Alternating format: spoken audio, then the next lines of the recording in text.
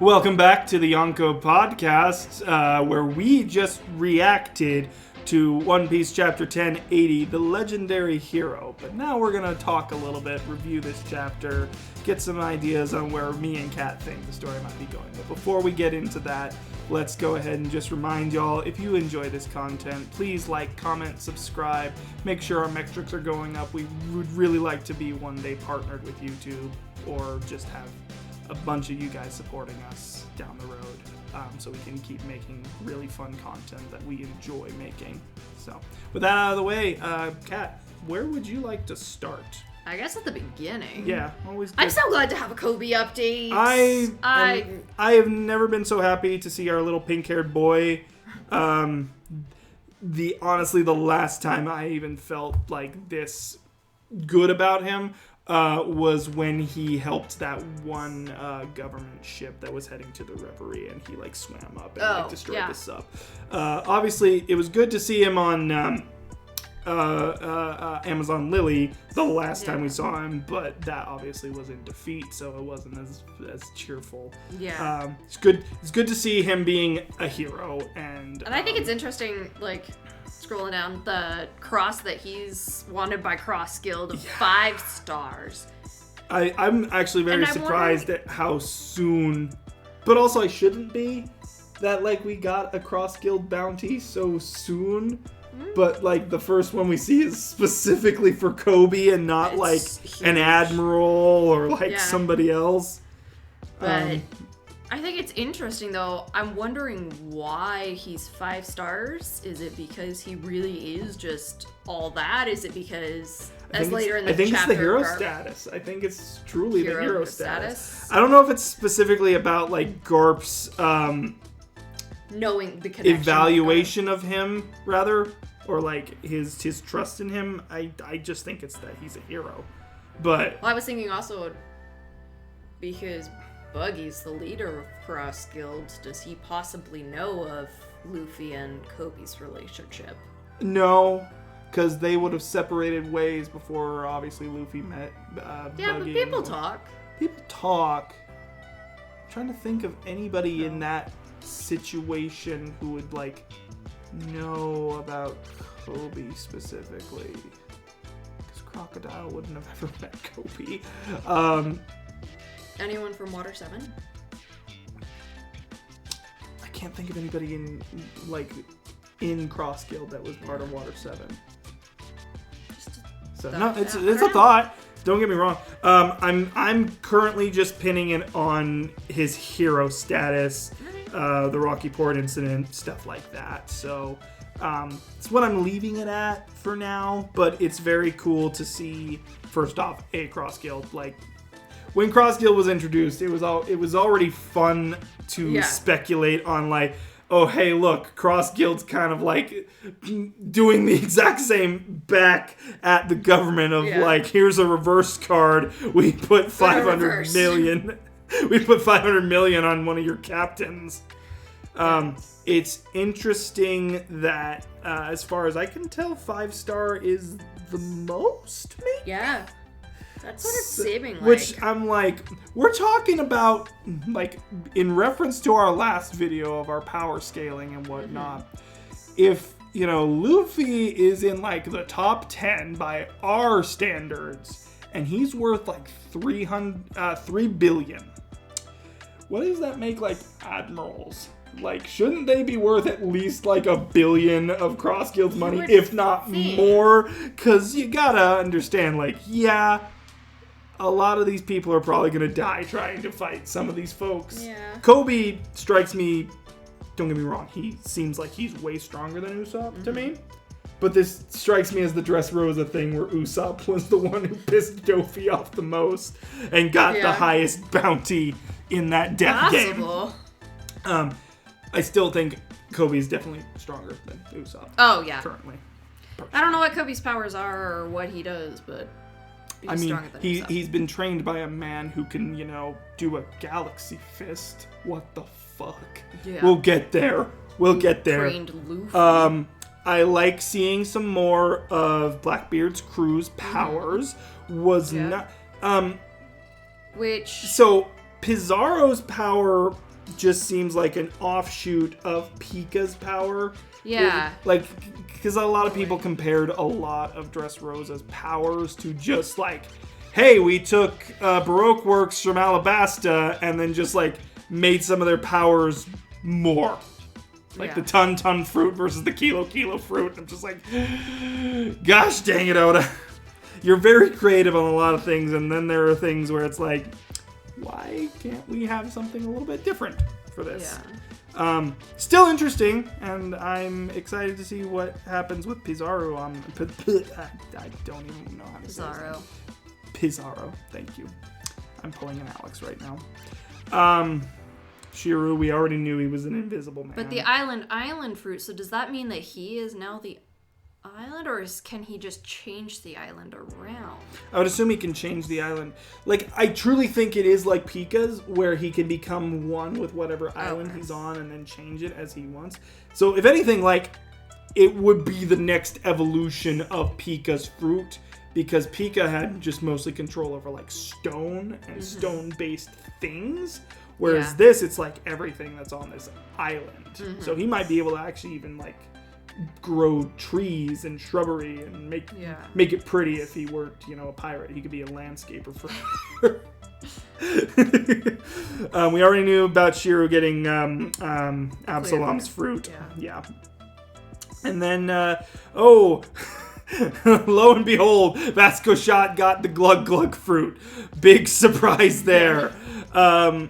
Is it to be implied that he's sitting on like a ball of like alcohol or something? A bubble. A bubble of alcohol. He's currently sitting on the snore bubbles from good point. San Juan. That's what I was interesting. Seeing it as, so then somehow. what does...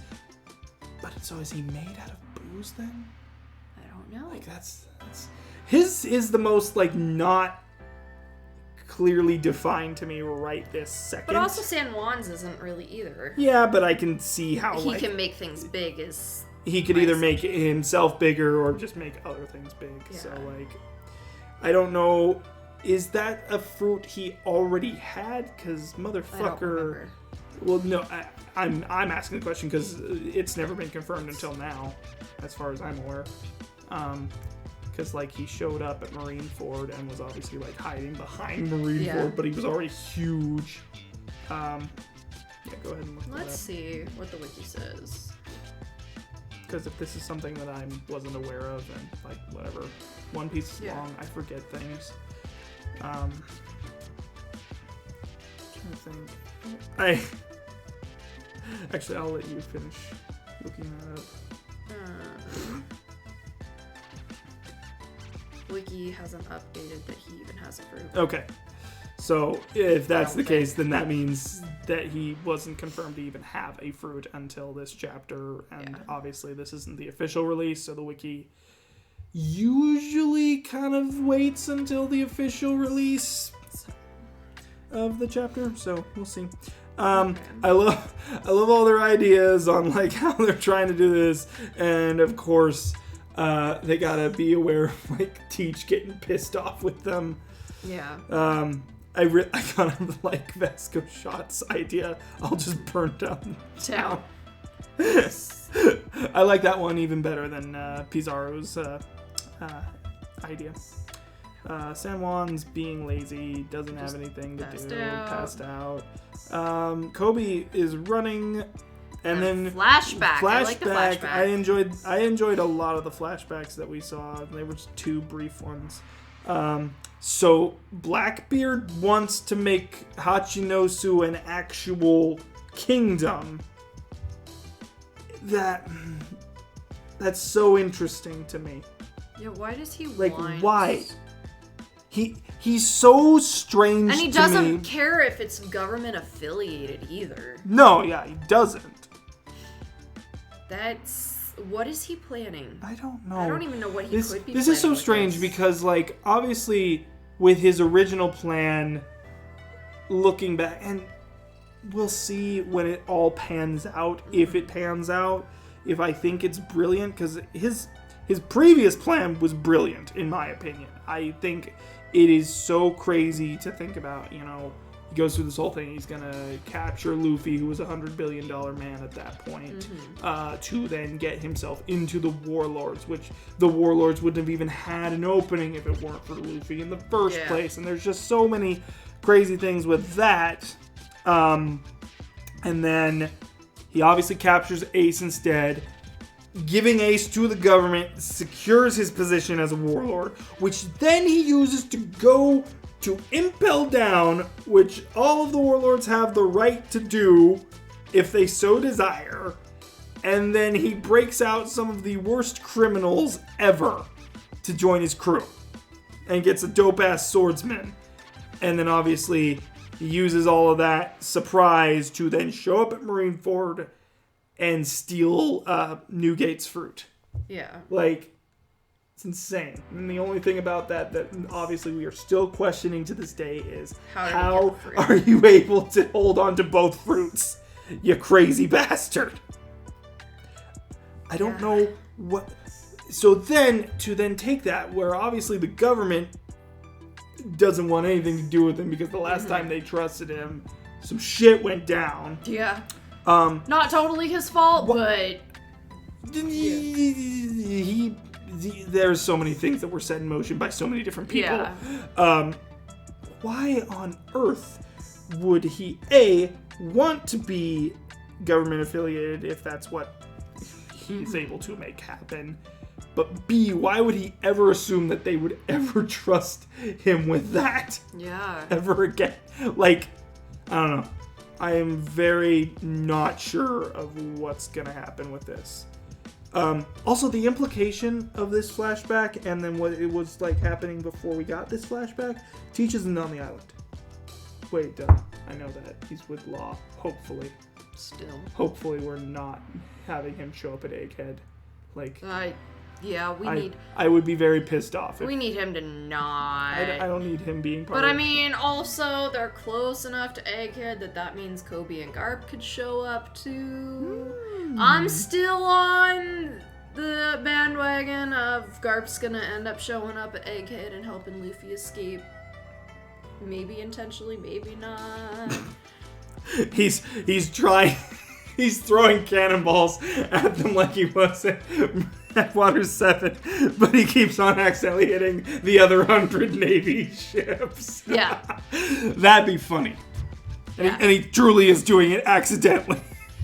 I think that'd be hilarious. Yeah. Okay, so he wants to do this. He's gonna try and use Kobe as his bargaining chip to make it happen.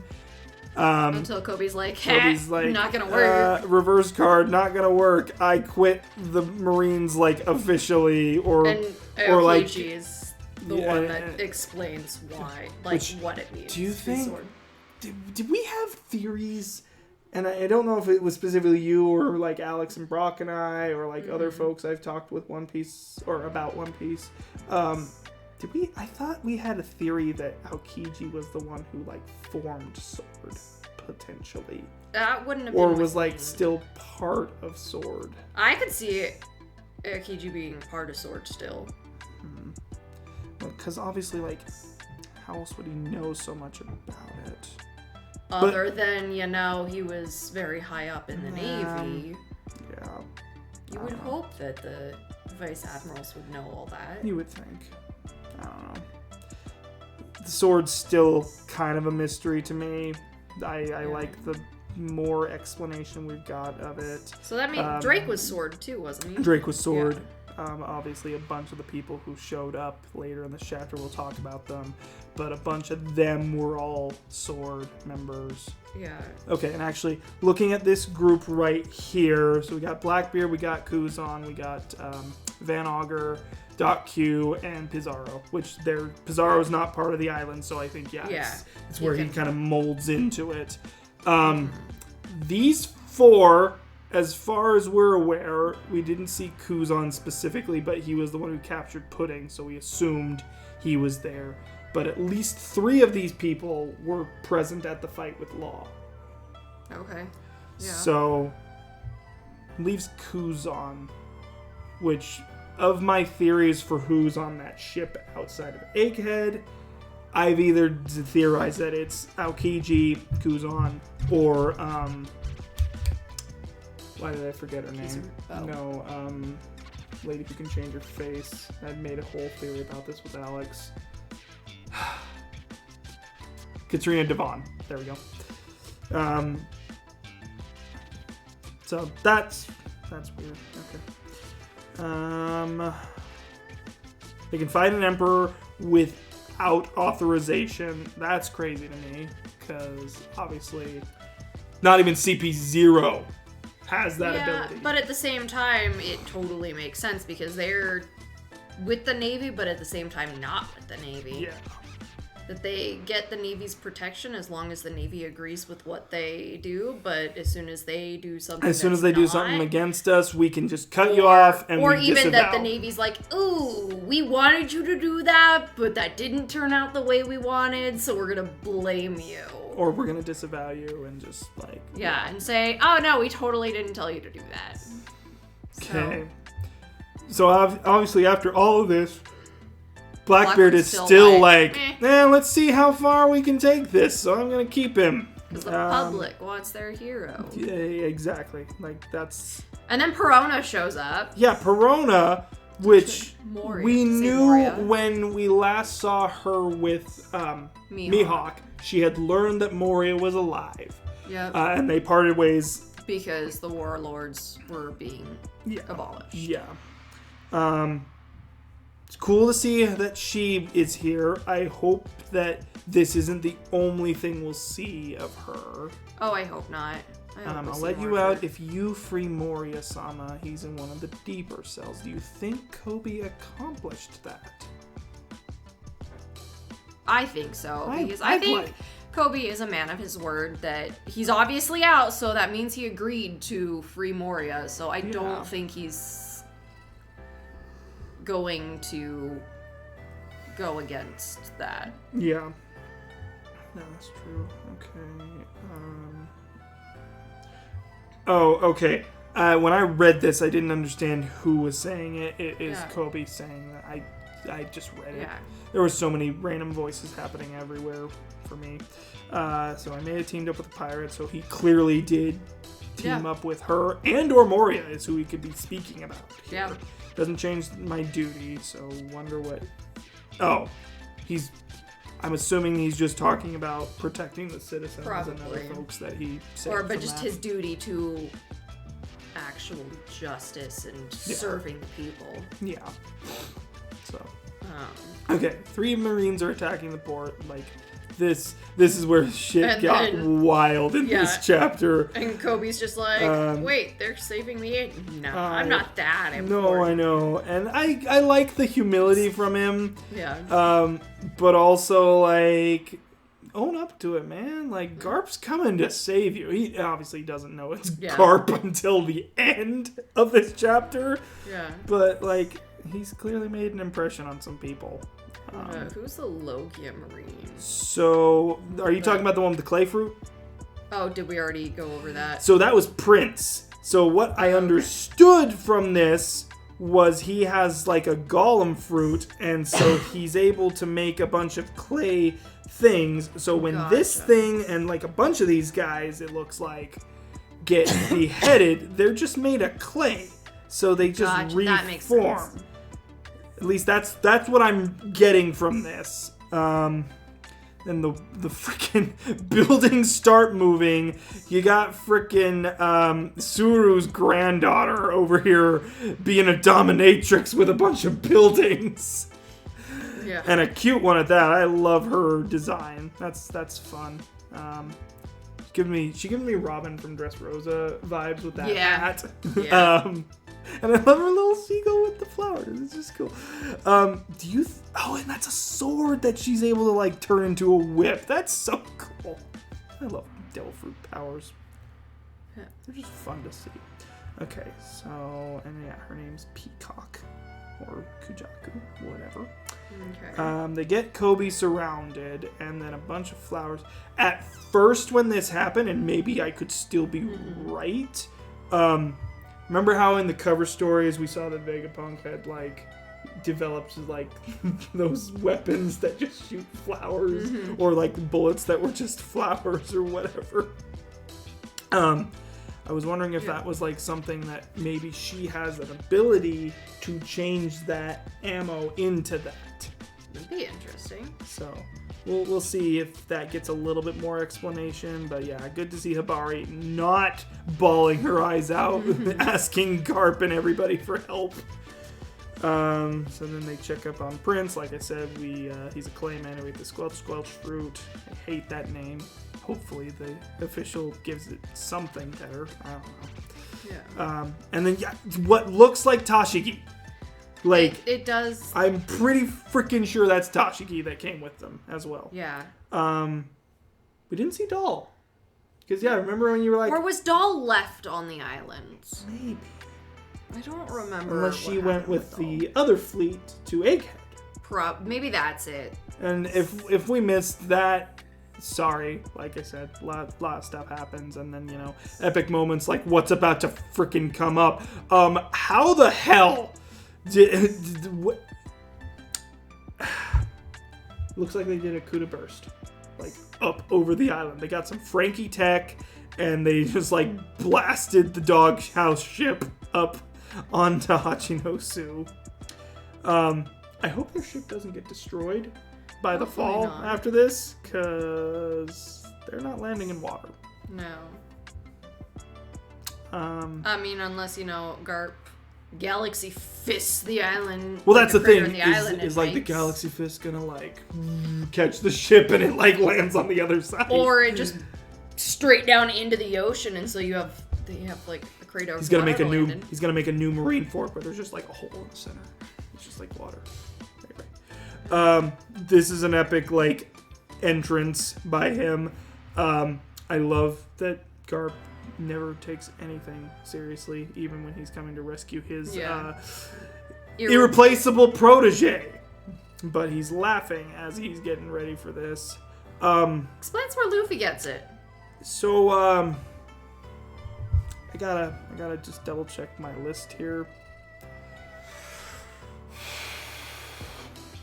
We gotta move GARP on there. If you watched our power scaling last week, I did put GARP in my honorable mentions. But I think he might be number 10 on my list. And if you watched it, you know that Rayleigh was my number 10. I don't see Rayleigh doing anything compared to this. This is a punch from a man who was Roger's rival. Insane. This is insane. He doesn't even have like a freaking gum fruit. And Alex and I had talked about this a while ago after one of the sessions. He and I kind of started power scaling about GARP being the strongest, and even though he's retired, he was the strongest, and so we were talking about if he's past his peak. Well, and that's the thing, is so it's in regard to that conversation, a lot of people speculate, and I don't know if it's based on a false quote from Oda or if it's an actual quote from Oda, but some people have found like a quote that said that GARP was the strongest person at Marineford. And I don't know if that's what Alex referenced to you, but it always seems to come up in our arguments, so now I gotta address that right now. No, we were just talking about, I think, in power scaling, and as characters get older, their powers decline. You would assume. And how to power scale with that. And I just remember we were talking about, I made the comparison that, GARP could still be super strong and be past his peak. Because if his peak was way up here and he starts to decline versus everyone else's peak is way down here, he's still, even if they don't decline as rapid, if he's declining more rapidly, he still has more time. If his peak was so much higher, the strongest he's ever been is so much higher than everyone else, that, compared to Rayleigh, if GARP really was, 10,000 times stronger than anyone else, even in his decline, he's still going to be super strong. Right. Okay. I can see that. So, that... I could definitely see GARP taking 10. The number 10 spot. For me, but I don't remember absolutely. what exactly brought up that conversation we had. I remember it was after a recording session one day. Okay. Does this, to you, look like a form of Conqueror's hockey? Just with the lightning bolts, to me. A teeny bit. But also... Does he have a devil fruit? No. GARP doesn't. As far as we're aware, GARP does not have a devil fruit. I'm just going to double check that since I am sitting on his wiki right now. Nope. As far as I'm aware, he does not have a devil fruit. And he's able to do something like this. Maybe, like, I don't know if it'd be conquerors or just... advanced armament and... Advanced armament. Because I don't know how he's able to do this. Like, it's cool. It's awesome. But how is he doing this? Without, like... I think unless it's similar to the Ryu from Wano where you can throw your conquerors out. Sure. He's doing something similar with a super advanced armament, maybe. But I could see GARP, absolutely see GARP having conquerors. Like, that wouldn't surprise me at all. Well, and that's the thing, is like, yeah. And that could also play into how strong he is. I don't know. But this is awesome. And the color spread. The color spread. Gorgeous. Alex, or whoever's editing this, like, dude.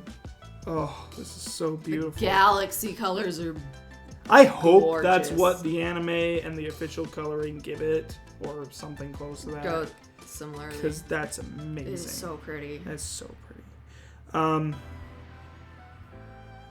So yeah, with who is on the island right now, like, of Teach's crew,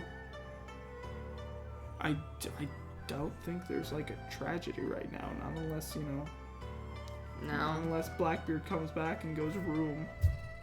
Yeah. Or the tragedy wouldn't be on this island, it'd be if they all decide to pop over to Egghead. Yeah, I'm still thinking it's in the realm of possibility that they just grab Kobe and go over to Egghead. Yeah. Because GARP is sometimes full of himself and is like, oh yeah, they could totally use an extra crew over there. And inadvertently fuck it all up. Somehow. Or advertently fuck it all up. Purposely. Yeah. Pissed off about the break. Oda, why? Yeah. We just had a break, and like if you're well, no, because Easter's this Sunday. So like, what are you celebrating, Oda?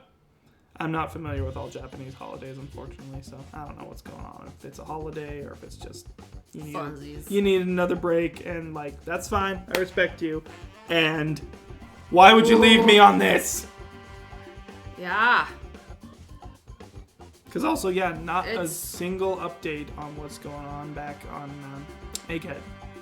Or wherever Law was. Or wherever Law is at. Or whatever Vivi and Birdman are doing. And fuck Wapple. Fuck that guy. I hate him. Anything with the revolutionaries. Oh, gosh, Anything with Bonnie. I want a Bonnie Kuma update. I actually really want a Bonnie and Kuma update, please. Because, yeah, anyway. Maybe we'll get it when I finish my hair. That'd be fun.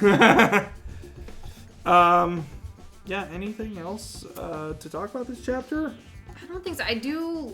I really like seeing all the different sword members and their powers and just seeing what else is out there in the universe. In the One Piece world. I'm always down for other One Piece powers. Like world building. Because, like...